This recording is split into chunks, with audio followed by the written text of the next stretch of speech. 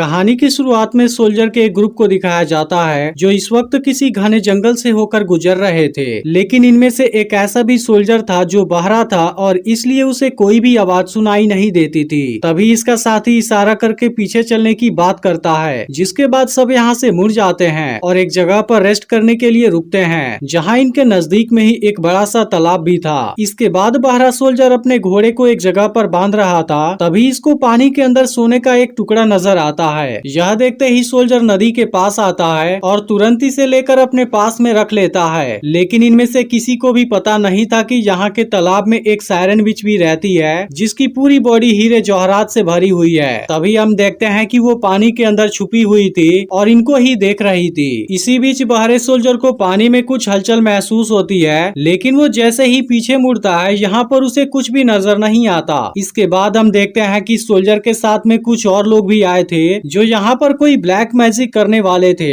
लेकिन तभी सायरन विच पानी से बाहर आ जाती है और वो अजीब तरीके से डांस भी करने लगी थी। लेकिन इसके बाद वो जैसे ही चिल्लाना शुरू करती है, इसकी आवाज को सुनते ही सभी सोल्जर इसके वश में हो जाते हैं और सभी के अंदर इसे पाने की चाहत आ जाती है। इसके बाद सायरन विच पानी के ऊपर अजीब तरीके से डांस करने लगती है, लेकिन अब उसके चिल्लाने की आवाज को सुनकर सभी सोल्जर बहुत अग्रेसिव हो गए थे और कुछ लोग तो एक झटके में ही मारे जाते हैं। लेकिन जो सोल्जर अभी भी बचे हुए थे, इन सभी के अंदर सायरन विच का अट्रैक्शन भी आ गया था। लेकिन अब कोई भी अपने होश में नहीं होता और ये एक दूसरे को ही मारते हुए सायरन विच की तरफ जाने लगते हैं, जबकि सायरन विच लगातार अपनी खतरनाक आवाजें निकाल रही थी और इसी के साथ वो पानी में पीछे की ओर भी जाने लगती है। तभी बहरा सोल्जर इनके इस हरकत को देखता है, लेकिन शुरुआत में उसे तो कुछ भी समझ नहीं आ रहा था, जबकि सभी सोल्जर एक दूसरे को भयानक तरीके से मारने लगे थे और पानी के अंदर जाने लगे थे। तभी बहरे सोल्जर की नजर सायरन विच पर जाती है, जिसको देखते ही वो काफी डर जाता है। लेकिन इसे सायरन विच की आवाज सुनाई नहीं दे रही थी, जिसकी वजह से इस पर उसका कोई भी असर नहीं हो रहा था। लेकिन दूसरी तरफ जितने भी सोल्जर को उसकी आवाजें सुनाई दे रही थी, वो उसके अट्रैक्शन की वजह से पानी में आगे बढ़ते ही जा रहे थे।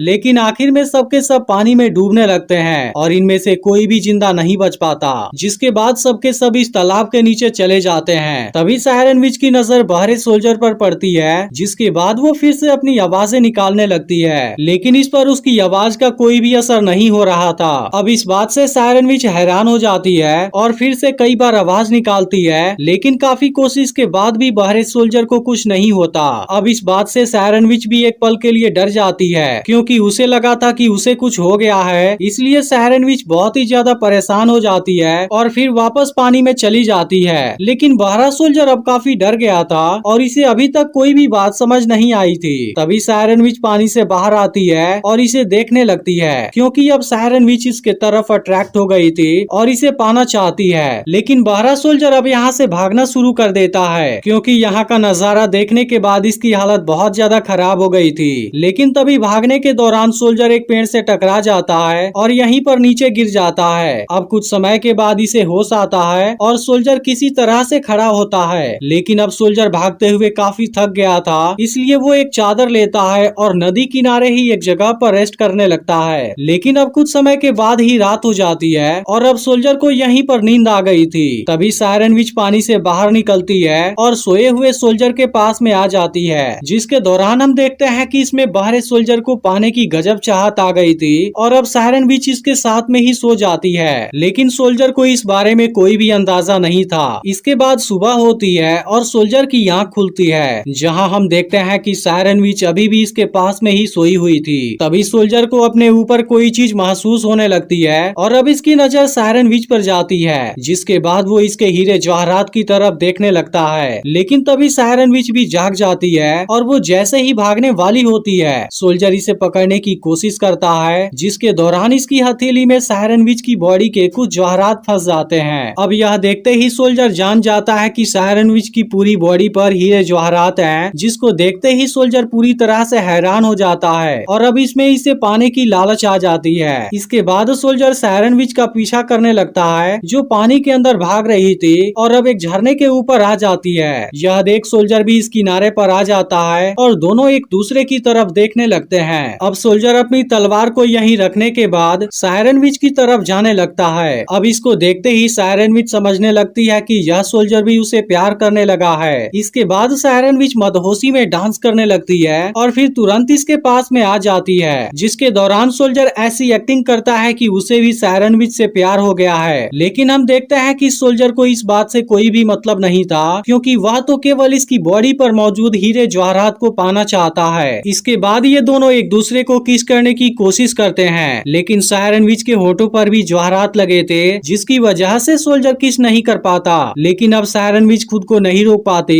और ऐसा ही उसे किस करने लगती है, जिसके बाद सोल्जर का होठ बुरी तरह से जख्मी हो जाता है और उसके मुंह से खून भी आने लगते हैं। लेकिन अब सोल्जर ऐसा होने देता है और फिर किनारे पर लाते ही सायरन विच को एक झटके में बेहोश कर देता है। अब इस तरीके से सोल्जर अपने इंटेंशन में कामयाब हो गया था। इसके बाद वो सायरन विच की पूरी बॉडी से हीरे जवाहरात निकाल लेता है, जिसकी वजह से सायरन विच की पूरी बॉडी बुरी तरह से जख्मी हो गई थी और अब सोल्जर इसकी बॉडी को पानी में फेंक देता है। जिसके बाद हम देखते हैं कि सायरन विच की बॉडी नदी में बहने लगी थी और इसका पूरा ब्लड पानी में फैलने लगा था। इसके बाद सोल्जर सभी हीरे जवाहरात को चादर में उठा लेता है और इसे लेकर यहाँ से जाने लगता है। लेकिन अब सायरन विच की बॉडी तालाब के अंदर आ गई थी, जो यहाँ पर अजीब तरीके से नीचे चली जाती है और यहाँ चारों ओर खून ही खून फैल जाता है, जो दिखने में बहुत ही भयानक लग रहा था। लेकिन यहाँ पर जो हो रहा था, सोल्जर को इसके बारे में कोई भी अंदाजा नहीं था। फिर भी इसके पास में जितना खजाना था वो बहुत ही ज्यादा भारी था, जिसे ले जाने में इसे काफी दिक्कत हो रही थी और इस दौरान वो आगे बढ़ते हुए काफी थक जाता है। इसी बीच सामने इसे एक नदी नजर आती है, जिसके बाद वो पानी पीने के लिए इसके किनारे पर आ जाता है और इसके बाद वो जैसे ही पानी पीने जाता है, सायरन विच का ब्लड यहाँ भी आ जाता है और सोल्जर इसके साथ में ही पानी को पी लेता है। लेकिन अब जैसे ही इस बात पर उसका ध्यान पड़ता है, उसकी हालत बहुत ज्यादा खराब हो जाती है और वो काफी डर जाता है। लेकिन इसके बाद इसे आवाजें सुनाई देने लगती हैं, जो कि सायरन विच की ब्लड की वजह से हुआ था।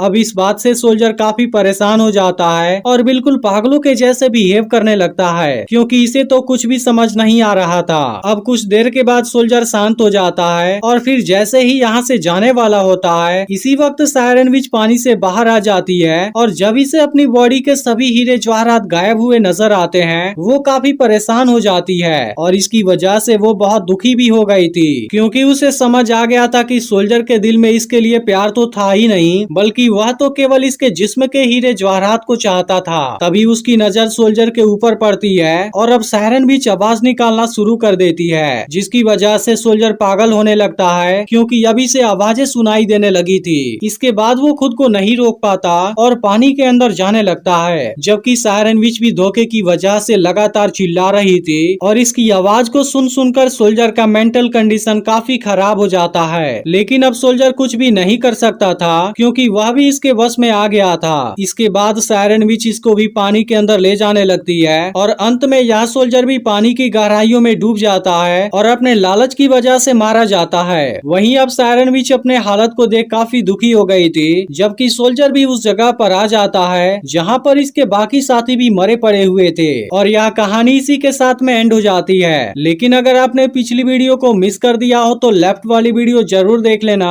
और चैनल को सब्सक्राइब करके नोटिफिकेशन को ऑल पर सेट कर देना।